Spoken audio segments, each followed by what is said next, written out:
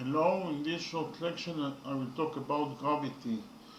Gravity is a phenomenon in which bodies with mass and energy are attracted to each other. According to general relativity, gravity is a result of the curvature of space-time, and actually bodies with mass and energy distort space and time. And according to Newton, gravity is an attractive force between masses, and actually the force of gravity is proportional to the product of the masses of the bodies divided by the square of the distance between them.